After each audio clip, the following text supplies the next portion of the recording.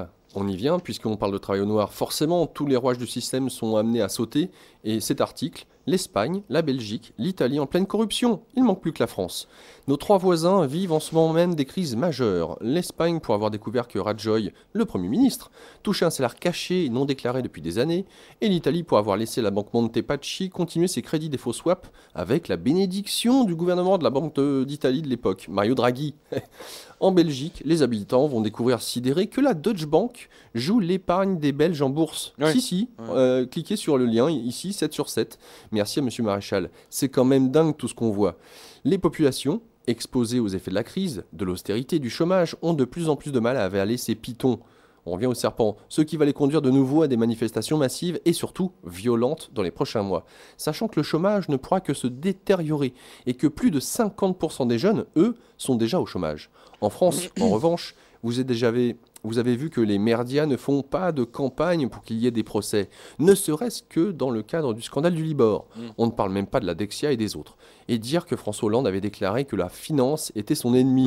Rappelez-vous, tu parles. À croire que la minute de son élection... Maintenant, il leur fait des gâteries tous les jours. Et oui, c'est aussitôt réconcilié avec. Scandaleux. Petit PS. Lire l'article d'Ambrose Envats Pritchard sur la spirale infernale espagnole. Cliquez ici. Et PS numéro 2.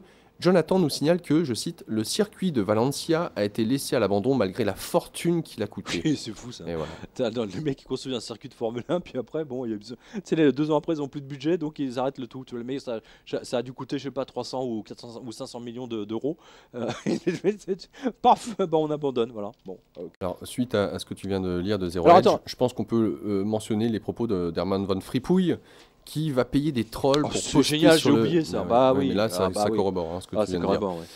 Donc, Herman Van Frippouille va payer des trolls pour poster sur le web à la gloire de l'Union européenne. Ouais. Alors, total délire, bien entendu. L'Europe sort 3 millions d'euros pour payer des gens en trolls, afin qu'ils disent le plus grand bien de l'Europe sur les sites et réseaux sociaux, et aussi pour convaincre les gens que l'Union européenne, etc. Blablabla.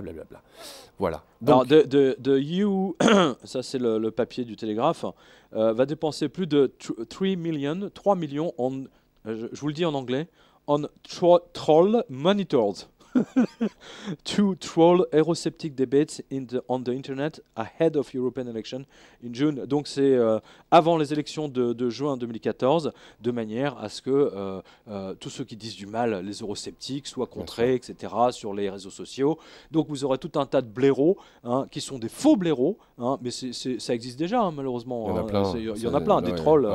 Tu les connais, ça court partout les trolls. Il y en a un paquet. Bref, alors moi, la question que je pose. Alors c'était le capitaine Anderson qui me l'a signalé. Alors c'est vraiment ça. Ils en sont réduits à ça, les crétins de l'Union européenne, à payer des gens pour poster des trucs qui sont même faux, puisqu'ils sont. Enfin voilà.